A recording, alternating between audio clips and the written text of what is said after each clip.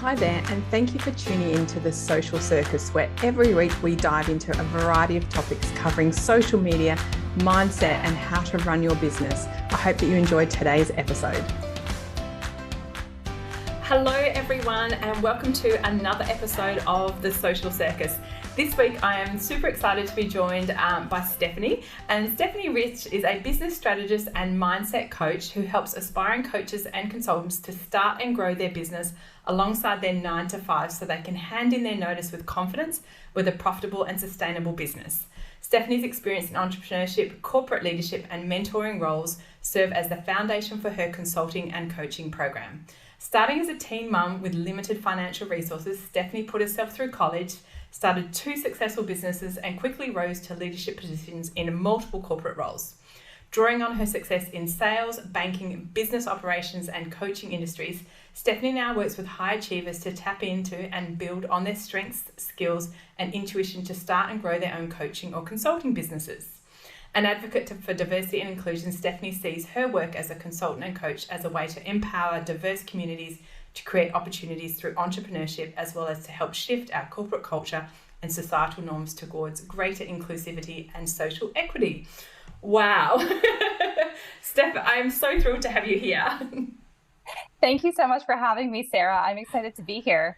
What an amazing little introduction bio that is on you. You are. I probably could have read more and more about you because you have some very enviable qualifications as well. But I will just share with everyone, you're currently kind of close to our home here in Oz.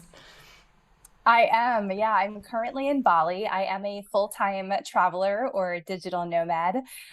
So yeah, very close, and I'll be coming to Australia next. So very excited.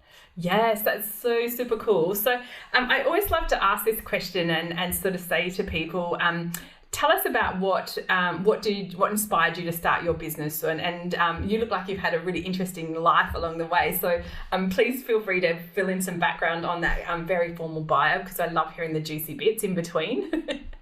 Yeah, absolutely. So I spent a lot of years in corporate after starting my own business. So as you shared in my bio, I was a very, very young mom, and I started a side business while I was in college full-time and working part-time jobs just to put food on the table. And I got laid off from my job, which I had planned to go into upon graduation. And so I decided, I'm just going to go all in on this side hustle that I started to see if I can make something out of it. And I grew that business big enough that I could be a single stay-at-home mom for the next 3 years running my business from home. And this was in the very early 2000s. So really before social media was a thing, right? And I did that for several years and I loved it. But because social media really wasn't as big, and it certainly wasn't something part of my world at that time, it was a lot of hustle and I got burned out. So even though my business was successful, it just wasn't serving me anymore. So I actually left my business to go into corporate.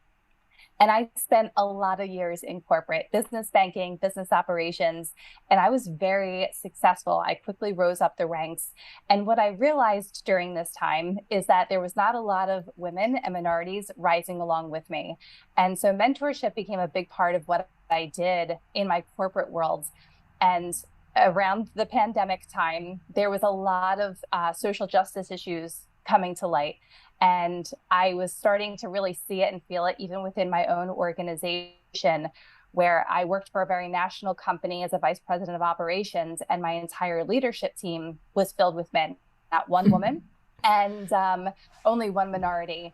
And I said, if something doesn't change, I need to make it change. And so I decided, just in a moment of clarity and kind of frustration, to be honest, that something needs to be done to help more people grow and be CEO from day one. So I started my business under Claim Your Career, which was an opportunity to help people grow in their career or start their own business from day one, be the CEO. So you don't have to fight the patriarchy, so to speak, and you can build your own set of diverse teams doing something that you love and are passionate about. And that really grew into strictly business coaching, because the more I spoke to my audience and started connecting with people, They didn't want to be in the corporate environment anymore. They wanted to own their own business. They wanted to have the financial independence and the autonomy to run business in a way that was aligned for them.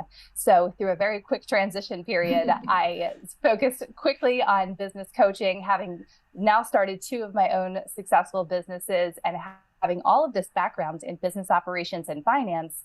It was the perfect combination for me to make that shift.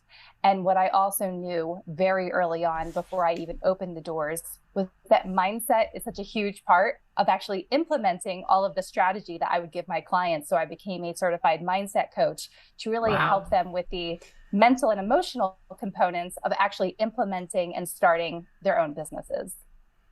Well, there is so much to unpack there, Stephanie. That is, I just want to talk all the things with you. We're going to run out of time before we even get started, but that is so inspirational. And can I just say that I'm 100% certain that myself and my audience relate to so much of that. Having spent many years in corporate myself, I had that exact same experience. And my kind of moment of like, this isn't working is when I kind of realized that no one really cares about me and my family the way I do. And that was when I really left work and started my own business. So I know that that's something we all resonate with. And I think we're incredibly lucky as entrepreneurs to have amazing women like you to help guide us through that process. So thank you for sharing that. I could talk mindset all day with you because that's when people say, you know, what does it take to be successful? Is it the tech? Is it this? And I'm just like, it's mindset. It's one of my favorite sayings that the money is in the mindset. I consistently say that on all the platforms because it's true. I could easily give you the strategy to become a successful business owner, but if you don't believe it, you won't implement it in a way and show up in a way that will actually attract the money into your business. Oh, it's so, so true. Oh my goodness. Getting all the chills just talking to you, Stephanie. So I got you on today because I'm really excited to hear you talk about being a location independent entrepreneur. And I feel like you've got so much more to share than that. But let's hear about when you decided to do that, because obviously you're a mum and you had a proper job and all those kind of things. And now you're sitting in sunny Bali and heading to Australia next. So how did that happen? Yeah. So right before the pandemic, I just used the most paid time off that my company would allow to book a trip to South Africa. It was my dream trip and I was going by myself. My son had just graduated high school and he was off to college and the timing was just perfect. And I was literally in JFK Airport in New York, March 17th, 2020. And I got the phone call that everything is canceled, go home, because of the pandemic. And it was right around that time when I was starting my business as well. And I was like, you know what? When this is over, I need to travel. I want to travel. I want to make this part of my life.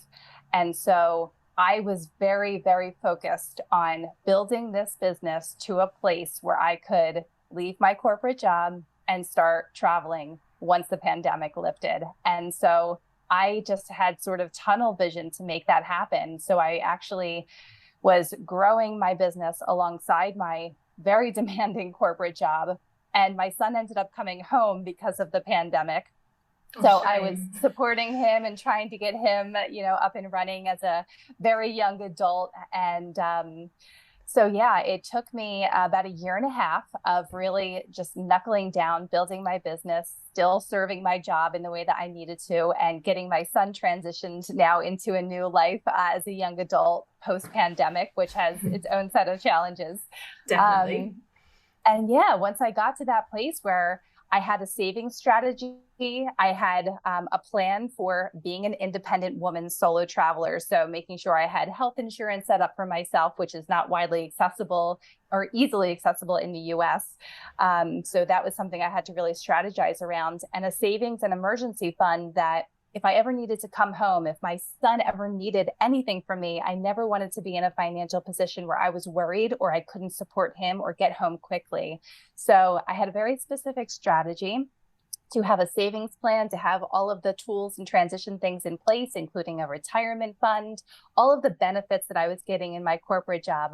I wanted to make sure I set myself up for success as an independent business owner without having to rely on a partner or anyone else to be able to successfully make this transition and feel confident about it.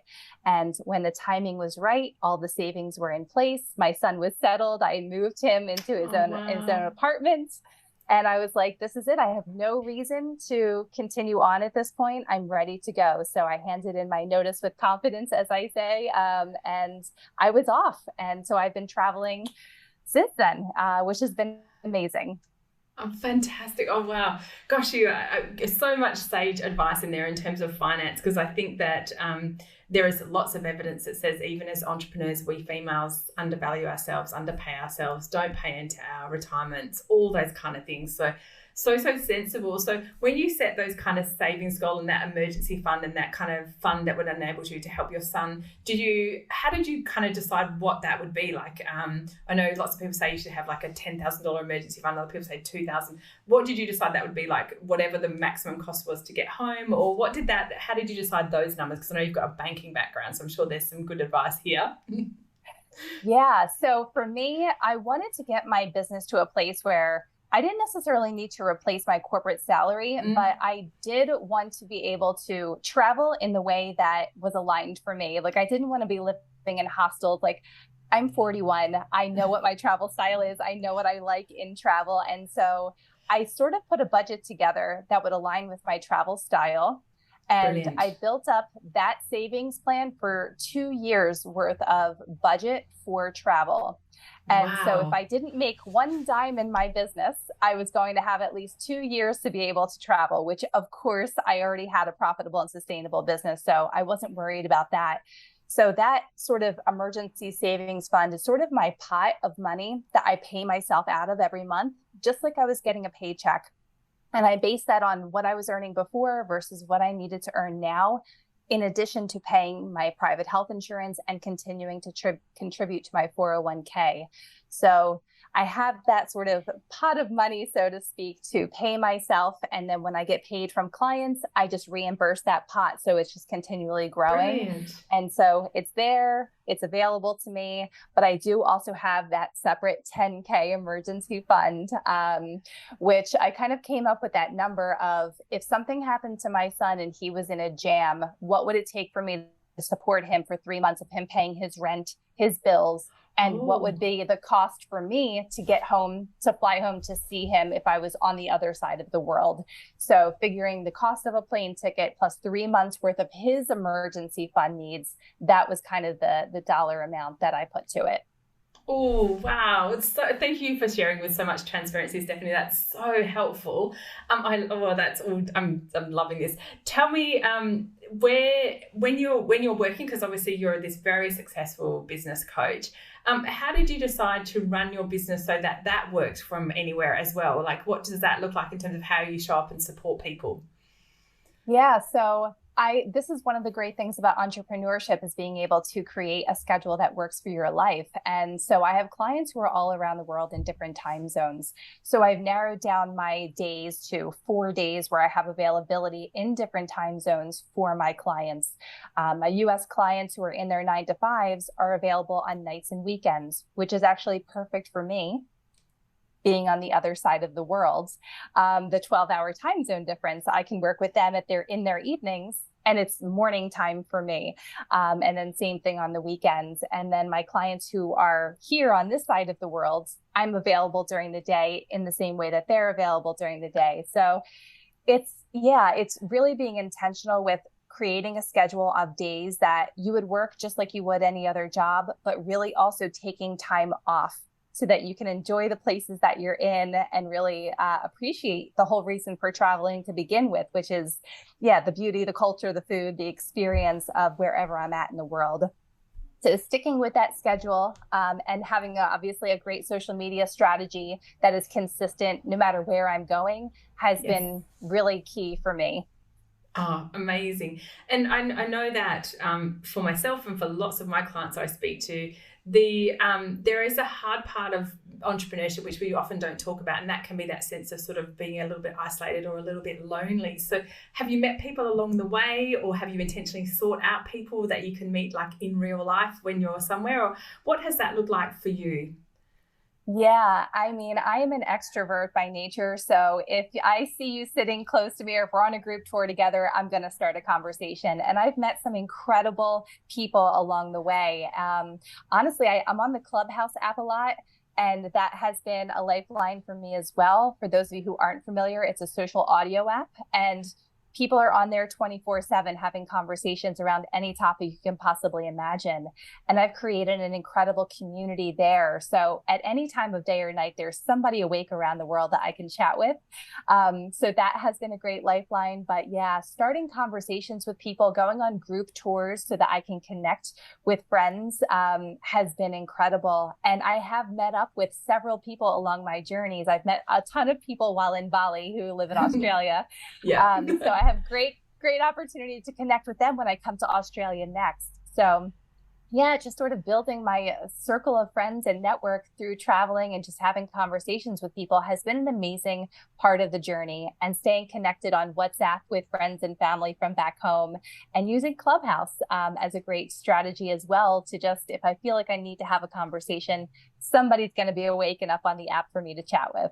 Oh, that's so cool. That's so interesting. Now, look, I know that everyone wants to know, because this is, if I was in your shoes, which unfortunately I still have younger children that still need me to get them to school and things, but, that possibility is really open to so many of us, and we often don't even consider it. So how did you decide where you wanted to go, and what did that look like for you? Because I think we all have like different bucket lists and things, don't we? Yes, I have a huge bucket list, and I didn't grow up with money. Travel was not part of my upbringing. It wasn't until I was much older, when my best friend got married in Guatemala, that I really stepped out of my comfort zone of my hometown and started realizing that there's an incredible world out there, and that travel actually is possible for everyone. And so my list is pretty comprehensive of places I want to go. So for me, it's just a matter of taking one place at a time. And so I started in Lisbon because it was convenient to get to from the East Coast of the US. And I've literally just been checking things off the list. And I really, everywhere that I go has been special. Every place that I've gone has been new. So it's a new experience. And so that has just been one of the most incredible things about this journey is I want to see everywhere and experience everything. And I get to take my time and sort of move through each location at a time. Australia has always been a dream trip for me. So I can't wait to spend 6 weeks kind of going through that country and seeing as much as I can. But yeah, there's not many places that aren't on my list. So I try to just find places that make sense geographically for me to go to, that are within my budget, because some places are more expensive than others. Yes. So making sure that I'm sort of balancing that out. Bali and Australia are a good balance. Yes, definitely. Yeah. Your money will go a long way in Bali. Yeah, exactly. And a little less in Australia. So yeah, keeping all of those things in mind as I'm planning out my travels, sort of a quarter at a time. But I want to see everywhere. So everywhere is pretty much on the list. Amazing. And so is your intention to keep doing this as long as you're enjoying it, or is it 2 years because that was what your kind of plan was, or what's, I know you said quarter by quarter, but do you reassess that regular? I guess as a coach, you probably do. I do. I'm always checking in with myself, like, is this feeling good? Is this feeling aligned? Is this something that I want to continue on for, the next 6 months, year? I have no timeline. I am totally going in flow. If I meet someone that their home is at a certain country, then I'll have to decide, is this somewhere I want to live? Is this a relationship I want to pursue? Are they willing to travel with me? But that may be the only pause for me, or if it's no longer serving me, if I'm feeling tired of the travel life, then I get to just choose at any time to pick a place to settle down. But I so far am loving this ride. And so I'm just going to stick with it until it's no longer serving me, or if I have a compelling reason to stop and stay where I am. Oh, so good. Now, a quick little, I guess, wrap-up comment. If someone in my audience is thinking, I wish that was me, what would be your advice in terms of, if you want to become location independent, you are an entrepreneur, how does one work towards that? What would you give as your best advice on what you've learned and done?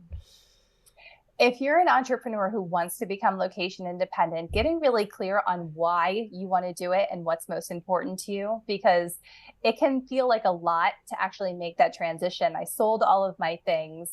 I had to really plan and strategize financially so that I was confident enough to make that leap and not have to worry about my business being able to run. And making sure that you're really paying attention to your business finances and not just what will it take to travel. If you're traveling and business is slow, where there's a dip and there's ups and downs with every business under the sun. So really planning on how do I make my business run and what does that look like financially while there are dips and ebbs and flows in my business. So planning not just financially for your travel, but traveling or budgeting also for your business so that things are always running consistently, no matter how much income you may or may not have coming in any one month, and really being focused on intentionality when you're traveling so that you are really getting to enjoy the places in the travel style that you want. And you're not just doing it just to go and not be able to experience it because you're working 24/7. So have clarity, intention, and a budget. Oh, my goodness, Stephanie, you are so incredibly generous with your knowledge. That has just been delightful having you on as a guest on my show. I feel really honoured to hear all of your wisdom. I can't even imagine what it's like to coach you. You're obviously so wise and bring so much talent to your business. I can see absolutely why you're successful. So on behalf of my audience, I want to say thank you so much. I'm so grateful that you said yes to coming on. It has been delightful talking with you. For all of my audience, please check out Stephanie. I will pop all the links to her socials and her website and everything in the show notes so you can check her out. If she sounds like a coach for you, then I'm certain that she has lots to offer. So thanks again, Stephanie. It's been delightful having you on. Thank you so much for having me. I loved our conversation. And thank you. I've enjoyed your social as well and all of the tips that you share. And I know that my clients are going to benefit so much from it. So I can't wait to share this out with our communities. Oh, thank you. Excellent. So thank you everyone for tuning in. And as always, I will see you the same time next week on The Social Circus. Thanks so much for tuning in to The Social Circus. As your host, Sarah Thompson, I am thrilled that you've chosen to spend your time hanging out with me. I would be so grateful if you could spare an extra moment to go and leave me a review on your favourite podcasting platform. And if you even felt more excited, you could share my podcast with your friends who you think would get great value from it. Thanks so much again for tuning in.